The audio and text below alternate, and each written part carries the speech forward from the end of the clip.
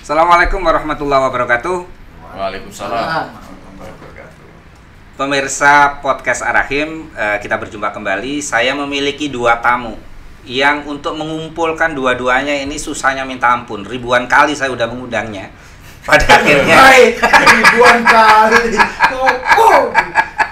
Pada akhirnya dua-duanya sedang ada di sini.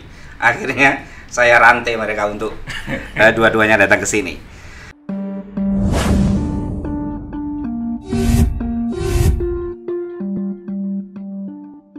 Yang pertama adalah kita biasanya memanggilnya Habib.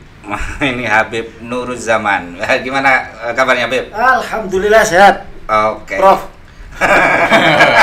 Prof itu dong kan? Atau salah saya menyebut nama? Provokator. Beliau dia ini adalah staf sus Menteri Agama Republik Indonesia. Dan tamu kita yang kedua adalah Bapak Masih Itu boros sekali itu. karena wajahmu boros. sama kita berarti. Oke, yang kedua adalah Mas Hasanuddin Ali. Gimana Mas Hasan? Kabarnya? Sehat. Sehat ya. Jadi beliau ini kalau siang profesor, Ya, kalau malam profesor. Oke. Nah, Mas Hasan ini adalah tenaga ahli Menteri Agama Republik Indonesia. Jadi dua orang penting dari Kementerian Agama sedang berada di depan saya. Kita akan membicarakan apa sih sebetulnya ini? Jadi pertanyaannya Mas Inu, Ya. ini nanti menaikkan rating sampai berapa ini?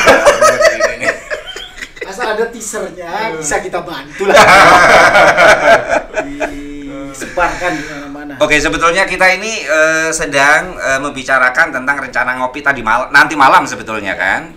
Ya, cuman ini sedang mampir aja. Oke, ini pertanyaan. Saya nggak tahu siapa yang dulu akan menjawab. Jadi begini, ini Pak Menteri Agama ini kan sedang ngegas nih tentang moderasi beragama. Ya. Dan pada saat yang sama, kok mulai serius ya? Iya nih. Tapi pada saat yang sama ini tuduhan banyak loh. Ah. Tuduhan ini setidak-tidaknya ini sebetulnya adalah project soft pendangkalan akidah umat Islam. Berat sekali itu dulu. Berat itu berat itu. Bahkan ada lagi, ini sebetulnya adalah projectnya Amerika untuk menghancurkan umat Islam melalui lembaga negara. Dan itu Kementerian Agama. Apalagi kan? Tapi Ya. ada satu lagi. Gimana? Masih ada lagi? Ada yang nganggep ini modernisasi agama. Nah, itu. Modernisasi sama moderasi jauh banget kan? Oh ya benar. Itu salah satu tokoh pesantren loh yang bikin video itu ya, Iya. yang menganggap bahwa moderasi itu sama dengan modernisasi. Iya. Oke, tapi kita nggak sebut namanya, semua orang juga tahu ya. Oke, yang pertama dari Habib zaman dulu. Ya. Ini ngapain ini Pak Menteri kamu ngegas banget ini dengan moderasi beragama ini? Ya karena begini, ini serius ya. Karena pertanyaannya serius. Pertanyaannya profesor, jadi kita kayak lagi di sidang disertasi sebenarnya. Jadi begini ya Prof Inu, kenapa moderasi beragama ini di mainstreamkan di Kementerian Agama? Iya. Jadi program prioritas. Yang pertama ada tantangan serius yang dihadapi oleh bangsa ini. Apa itu? Salah satunya adalah beragama secara ekstrim atau berlebihan. Oke. Nah, ini muncul di tengah-tengah masyarakat kita dan menurut saya ini fakta ya yang tidak bisa kita tolak. Tetapi itu ada dan nyata. Itu yang pertama. Yang kedua, beragama tetapi menolak konsensus kebangsaan. Nah, ini juga banyak orang yang Menolak Pancasila, Ya, NKRI kayak gitu ya. maksudnya konsensus kebangsaan. Artinya orang beragama tetapi dia tidak menyadari kalau dia berada di sebuah negara yang memiliki ideologi yang sesungguhnya juga tidak bertentangan dengan nilai-nilai agama secara secara prinsip ya. Iya. Nah, yang berikutnya saya lupa apa yang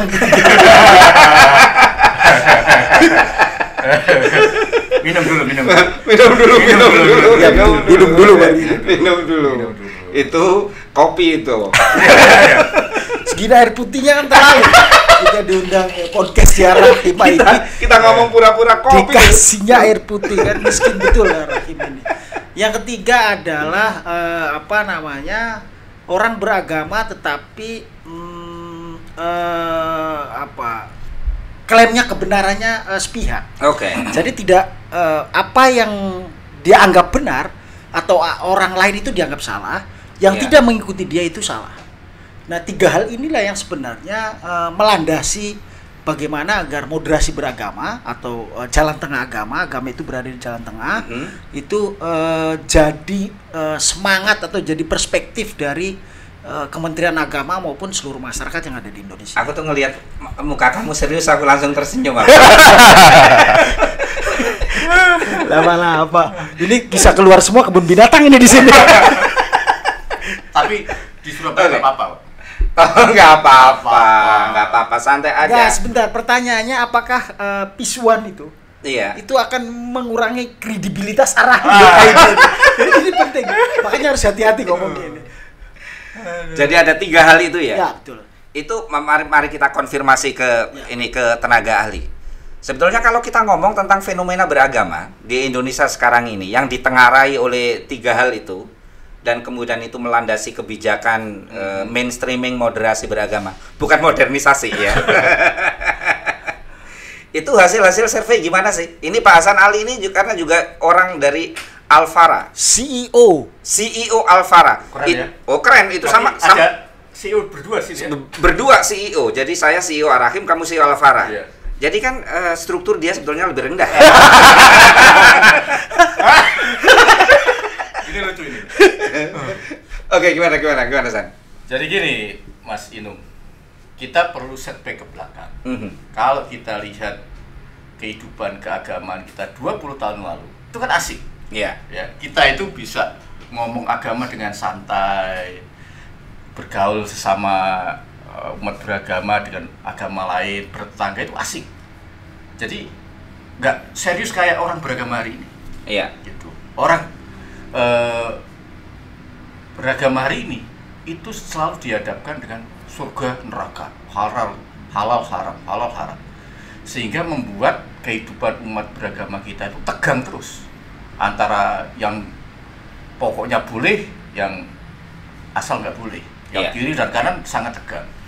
Nah, sebetulnya moderasi beragama ini kita ingin mengembalikan kehidupan umat beragama kita kembali ke kehidupan seperti dulu, Yang asik ya. yang asik. Beragama sekali saja kok sesak nafas. Betul. Iya. Kan hidup sekali, beragama sekali aja kok repot amat. Wes. Nah, itu yang sebenarnya yang kita inginkan. Jadi kita bergaul, bertemu dengan orang yang berbeda itu asik-asik aja. Nggak ada yang perlu bersih tegang harus gini terus, ngotot-ngototan, nggak perlu kayak gitu. Tapi itu di media ya, menurut saya ya, di media sejauh yang kita tahu itu kan delegitimasi terhadap program moderasi beragama itu kan kenceng banget ya. Kenceng banget menurut saya Betul. itu. Wah, kencengnya sekali loh, bukan hanya kenceng. Media sosial terutama. Iya, media sosial terutama dengan tuduhan-tuduhan kayak gitu tadi bahwa ini sebetulnya adalah cara lain, ini adalah bentuk lain dari politik yang menunjukkan Islamofobik. Wah, gitu, kebencian, ketakutan terhadap Islam. Ketika Islam itu mulai naik. Nah, kayak gitu, mulai bangkit lah perannya kayak gitu. Nah, hal-hal kayak gini tuh gimana sih caranya agar moderasi beragama itu nggak disalahpahami kayak gitu? Yang pertama, moderasi beragama itu bukan hanya untuk umat Islam atau orang Islam. Kementerian Agama misalnya, karena ini program prioritasnya Menteri Agama, ya tentu untuk semua agama. Karena kalau kita mau jujur, di setiap agama itu ada ortodoksi, ada klaim kebenaran.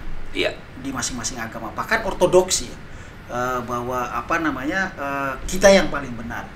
Tetapi kemudian kita mau bukan mendialogkan antar agama, tetapi mendudukkan bahwa agama ini sebenarnya sangat kompatibel dengan perkembangan zaman. Agama ini sebenarnya diajarkan oleh para pembawa risalah itu dengan damai, dengan baik dan menghargai orang lain, bukan mengajak orang untuk membenci orang lain. Tidak ada pesan agama dimanapun agama atau apapun agamanya mengajak orang lain untuk membenci penganut agama lain atau satu agama. Jadi ini sebenarnya yang sedang kita upayakan. Jadi kalau ada orang yang menganggap bahwa moderasi beragama ini adalah Islamofobi, sengaja untuk Islam, itu salah.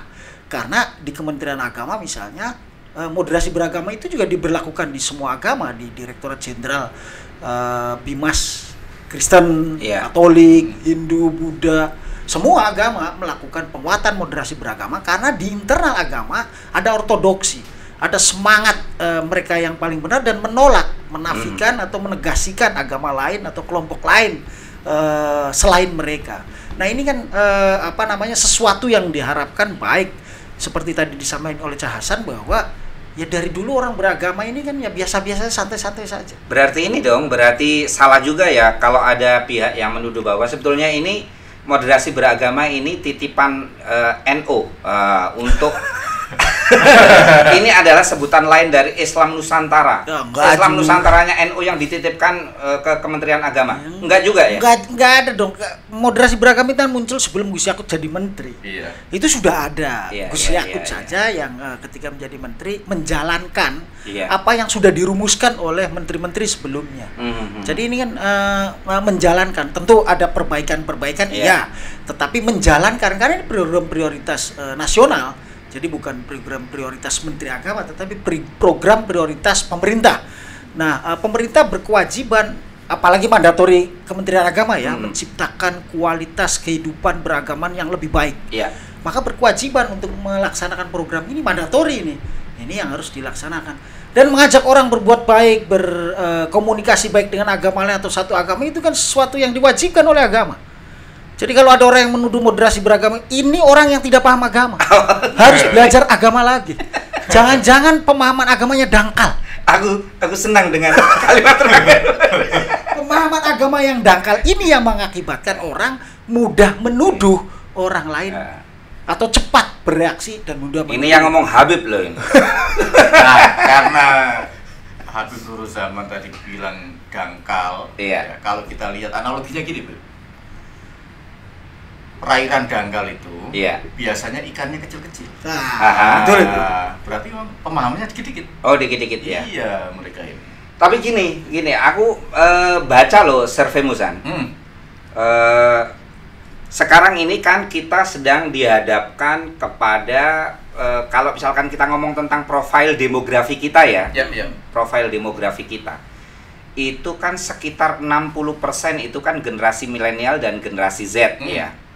Yang itu kalau di surveimu itu ada berapa puluh juta? Sekitar 30 juta. Generasi baru Muslim. Yang itu kategorinya ya generasi milenial dan generasi Z ini. Yang itu mereka religius, tapi kemudian mereka sangat engage terhadap media sosial.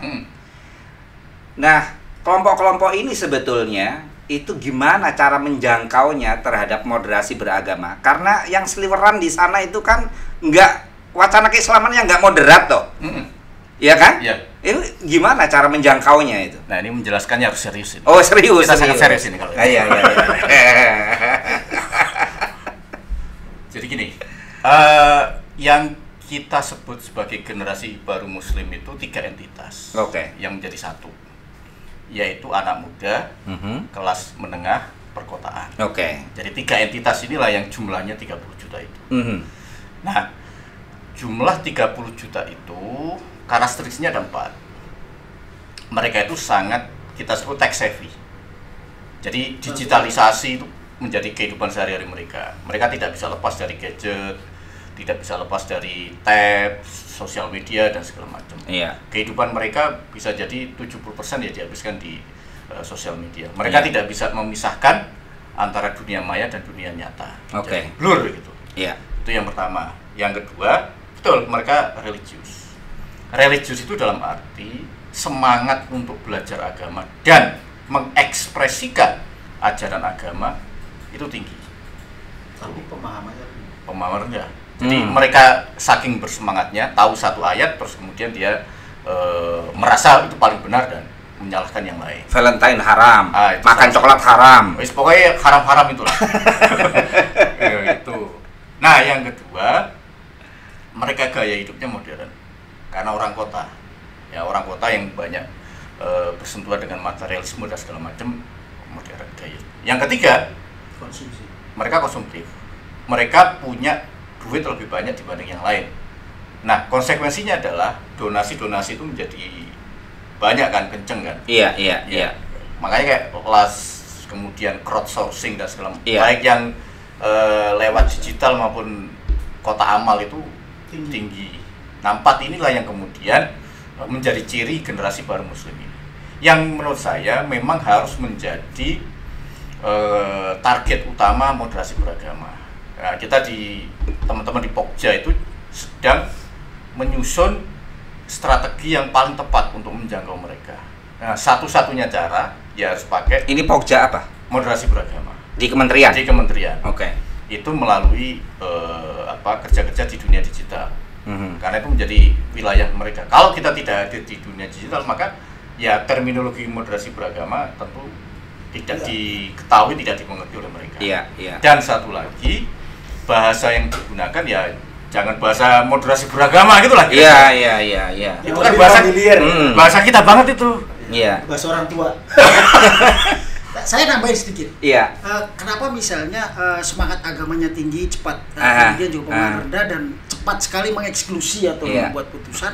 Karena di dunia maya itu dibentuk, budayanya itu terbentuk oleh namanya algoritma. Dan kita tahu di media sosial itu tidak ada area abu-abu atau green area, tidak ada. Yang ada biner posisinya, like dan dislike. Lihat di YouTube, like dan dislike. Iya. Lihat di Twitter, lihat di Facebook. Nah, maka kemudian karena generasi 30 juta new muslim urban itu dibentuk, 70% waktunya habis di media sosial, maka cara pikirnya itu ya haram halal. Tidak ada ruang tengah yang bisa mempertemukan atau melakukan kontestasi. Ini yang membentuk. Maka kemudian pilihannya memang kita merebut ruang-ruang itu agar tidak ada lagi like and dislike, atau kita carikan alternatif. Aku tuh yang heran kayak gini ya. Kalau kita ngomong, Gak usah heran. kalau kita ngomong tentang Islam ya, Islam. Kalau kita ngomong tentang Islam moderat, itu kan ada 2 organisasi besar yang seringkali dibanggakan menjadi pilar Islam moderat di Indonesia. NU Muhammadiyah. Yang kalau digabung itu ada sekitar 60% Muslim Indonesia itu affiliate dengan 2 organisasi itu. Terus dalam pandangan kalian, mereka ini apakah sedang nggak menyadari bahwa situasi sedang berubah sehingga anak-anak mereka tercuri? Kan aku yakin 30 jutaan itu kan sebetulnya ambillah 60%-nya itu kan juga affiliate ya dengan 2 organisasi itu. Tapi kan cara berislamnya kan udah nggak mencerminkan ibu bapaknya ini, kakek buyutnya ini. Itu 2 organisasi ini hasil studi itu ngapain? Ya gini, kita harus paham betul bahwa 2 organisasi ini organisasi tua. Dengan segala mohon maaf ya, ini organisasi yang tua. Mereka ini lahir sebelum Indonesia merdeka, betul ya. Nah, anak-anak kita itu konektivitas dengan sejarah itu rendah. Nah, ini yang kemudian menjadi ruang buat kelompok lain untuk melakukan infiltrasi terhadap anak-anak muda. Dan itu sudah terjadi. Survei yang kita lakukan tadi betul. Secara nasional itu 60% terafiliasi dengan 2 ormas itu. Tapi di level anak muda itu jauh lebih rendah. Jauh lebih rendah. Mungkin hanya separuhnya dari 60% itu yang mereka mengaku terus terang terafiliasi dengan 2 ormas tadi. 2 ormas ini. Gitu. Jadi gapnya kan tinggi sekali tuh. 0,5% itu udah, kalau dikonversi ke jutaan udah mungkin 45 juta. Ya, ketemunya 30 juta itu tadi yang mereka memang secara beragama lebih independen dibanding orang tua mereka. Tidak terafiliate ya. Dan sumber informasi keagamaan mereka dari dunia maya. Dari dunia maya, benar. Jadi saya pernah survei di kalangan mahasiswa di tahun 2018 itu. Baru ya ini berarti fresh ya. Fresh itu 40% mahasiswa kita informasi keagamaannya dari YouTube. Dan itu hampir di semua survei mengatakan seperti itu. Betul. Mengatakan seperti itu. Selain YouTube, kemudian yang kedua adalah sosial media dan seterusnya. Iya. Gitu. Nah, kemudian 2 dua sumber keagamaan ini dari ustadz, dari orang tua, kemudian dari YouTube. Ya kita semua tahu anak-anak muda kita lebih percaya YouTube dibanding orang yang lebih tua. Sementara pengajian-pengajian agama di YouTube banyak yang kontennya nggak moderat. Betul, persis. Kenapa? Karena bukan awareness ya. Mungkin tidak terlambat juga. Tantangan dihadapi ormas besar ini tidak di situ. Iya. Tetapi sekarang kan sudah mulai ya. Sudah mulai. NU Muhammadiyah sudah mulai masuk di ruang itu dan kita tahu bisa menjadi alternatif walaupun mungkin harus lebih kencang ya. Karena faktanya di dunia real ini NU Muhammadiyah yang menguasai basis massa. Tetapi kalau yang jumlahnya kecil-kecil itu menguasai di dunia maya, ya itu berbahaya juga. Oke, kita sekarang pindah dari dua organisasi itu, daripada kita ngerasani dua organisasi itu, kita ngerasani Kemenak. Tadi ngerasani semua. Karena kalian ini adalah para penggede di Kemenak saat ini. Itu Kemenak itu kan memiliki ratusan ribu penyuluh. Enggak, penyuluh ada 50.000 juga. 50.000 ya? 50.000 penyuluh. Itu memiliki lembaga pendidikan itu berapa? Ya ratusan ribu kalau itu. Ratusan kan, yang kalau ya di bawah ya. Kalau yang negeri enggak. Iya. Yang itu semuanya di bawah pembinaan Kementerian Agama. Ini saja kalau misalkan potensi ini digerakkan dan kemudian aware bahwa sekarang battleground kita itu udah bergeser dari majelis taklim ke media, itu mestinya bisa mengimbangi dong. Ya. Tapi kok kita belum mengimbangi ya? Apa aja yang kalian lakukan di sana? Interogasi ini kacau. Jadi begini. Ini dikat saja nih. Jadi gini Pak Inung. Iya. Saya sebenarnya ya nanti bisa diedit lah. Iya. Di internal Kementerian Agama sendiri kan banyak masalah. Iya kan, Hasan ya. Ini masuk kayak ini. Saya menunggu ini. Jadi di internal ini soal awareness saja. Iya, awareness lah. Awareness bahwa ada tantangan serius soal intoleransi, radikalisme di internal Kementerian Agama itu masih belum 100% atau mungkin belum sampai 50%. Kesadaran itu. Mereka masih melakukan business usual. Pekerjaan sehari-hari yang dilakukan. Iya. Tetapi bahwa ada tantangan itu belum. Nah, ini kan kita harus membangun dulu di internal kita bahwa ada tantangan serius. Ketika mereka sudah mulai menyadari, baru kita bisa menggerakkan bagian lain yang ada di bawah naungan Kementerian Agama, pesantren, lembaga pendidikan keagamaan, tempat ibadah dan lain-lain. Tetapi kan upaya sudah dilakukan, misalnya memberikan bantuan kepada pesantren dan ormas dalam bentuk bukan uang ya, dalam bentuk teknologi informasi, kamera. Itu dorongan agar pesantren dan ormas itu aktif di mulai masuk ke dunia itu ya. Karena kita tahu pesantren dan lembaga pendidikan serta ormas ini, keagamaan ini yang memiliki pemahaman moderat ini harus didorong untuk lebih masif aktif di dunia media atau di dunia maya. Iya. Saya membaca juga surveinya Hasan ya. Sebetulnya apa sih yang disukai oleh publik terhadap para penceramah di YouTube? Itu kan penceramah itu lucu, ya kan? Ya.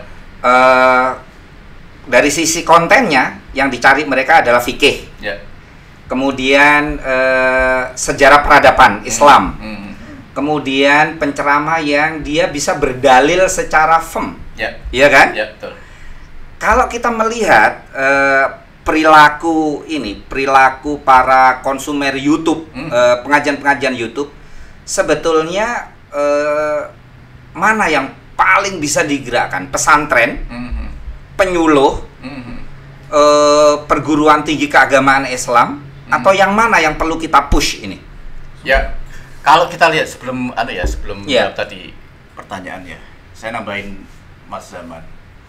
Dan kita sadar betul bahwa untuk menjangkau semua publik terkait moderasi beragama itu, karena leading sektornya adalah Kementerian Agama, maka yang harus dibereskan dulu itu Kementerian Agama. Oke. Ya, maka kalau kita lihat setahun kemarin, semua effort kita terkait moderasi beragama itu kan dilakukan di internal Kementerian Agama. Masa? Dan Pak Inung jadi pelaku sejarah. Jadi salah satu kalau sampai terjadi Masalah. masalah di Kementerian Agama, Dia yang paling bertanggung jawab. itu dia. Jadi ini harus dicari oleh penonton ya.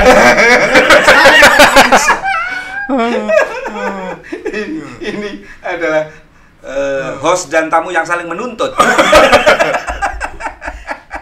Nah, kembali ke tadi Ya. soal penceramah. Kita harus melihat begini dulu. Penceramah yang hadir di sosial media, kita harus paham ini nih basisnya. Iya. Sosial media itu tidak menuntut terlalu soal kepakaran. Seperti pidato Profesor Inung pada saat pengukuhan kemarin itu. Siap. The death of expertise. Ngeri. Ngeri sekali. Ngeri sekali. Tapi lebih menuntut kepada informatif. Terus kemudian interactivity, creativity. Itu yang dituntut publik hari ini. Oke. Nah, dai-dai yang muncul sekarang ya, yang di luar sosial media itu, yang ya dai konvensional lah. Iya, dai konvensional. Itu masih kolot semua, ya. Mohon maaf saya katakan. Belum memiliki skill itu ya? Belum sama sekali. Mereka masih mengandalkan kepada karisma. Iya, iya. Monolog. Ya. Terus kemudian berjarak antara si ustadz kiai dengan umat yang diinikan. Nah, itu yang harus dirubah sebetulnya. Bahwa antara ustadz kiai dengan umat itu tidak ada jarak vertikal, semuanya horizontal. Harus lebih dekat dengan umat dan seterusnya. Nah, kalau kita lihat nomenklatur kita sebagai di Kementerian Agama, maka sebetulnya ya kita menuntut semua ya harus terlibat aktif. Tapi sebetulnya yang paling memungkinkan itu para penyuluh. Karena dia paling di ujung, yang bersangkutan paling dekat dengan publik. Nah, cuma harus dipilah lagi dan dipilih. Harus disesuaikan dengan konteks publik mana yang harus disentuh. Kalau umat yang masih konvensional, ya kita kasih penyuluh yang konvensional, yang usianya sudah sepuh, yang 50-an ke atas lah ya. Ke atas gitu ya. Ya, usia Inung ke atas. Iya.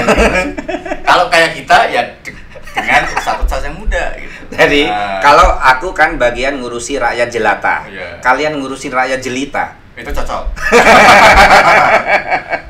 Nah gitu, jadi memang kita sedang ini kan, mana penyuluh yang kreatif, yang informatif, yang bisa interaktif untuk segmen tertentu. Jadi tidak dikebiar. Selama kan tidak ada kategorisasi, tidak ada pilihan. Pokoknya ya semua penyuluh bergerak mana ya terserah. Itu yang membuat kerja-kerja teman-teman penyuluh itu tidak efektif, efisien. Karena ya itu tadi, ibaratnya itu mereka itu seperti Rambo, Pak. Rambo itu kan pokoknya asal nembak aja. Ya kan? Asal nembak aja, pelurunya habis banyak, yang mati dikit, Pak. Bandingkan dengan sniper. Sniper itu diteni, target saya, tembak tes, mati, tes. Nah, kita ingin para penyuluh itu kayak sniper. Bukan kayak Rambo tadi yang pakai tembak asal tembak itu. Nah, itu yang kita inginkan. Oke. Jadi berarti ini dengan moderasi beragama ini nggak ada urusannya dengan pendangkalan akidah ya? Nggak ada sama sekali. Ini nggak ada. Itu orang yang ngomong akidah, dangkal itu akidahnya. Ini katanya jalannya dulinnya kurang adol. Iya. Oke, saya kira perbincangan kita cukup lah ya. Sudah cukup. Oh, udah cukup. Iya itu. Karena lama ya? ini kita akan segera ngopi, Pak, ceritanya, Pak. Ini kita harus ngopi itu penting. Karena dengan ngopi itu kesimpulannya bahwa moderasi beragama itu adalah sesuatu yang diperlukan oleh bangsa ini untuk memastikan bahwa kehidupan keberagamaan kita itu bukan kehidupan keberagamaan yang menistakan harkat dan martabat manusia. Bukan kehidupan keberagamaan yang orang semakin beragama tapi semakin mengkhianati konsensus bangsa ini, yang semakin ramah terhadap budaya lokal. Dan tentu saja tidak berperilaku intoleran dan tidak berperilaku atas nama agama melakukan kekerasan di mana-mana. Itu kan yang menjadi indikator dari moderasi beragama. Berarti bos kita sudah layak menyandang instruktur nasional. Bukan hanya itu, profesor moderasi beragama. Oke, terima kasih Bib Zaman, terima kasih Mas Hasan Terima kasih. sudah hadir di podcast Ar-Rahim di studio yang sangat mewah ini. Terima kasih semuanya, sampai ketemu kita di lain waktu. Saya akhiri, assalamualaikum warahmatullahi wabarakatuh.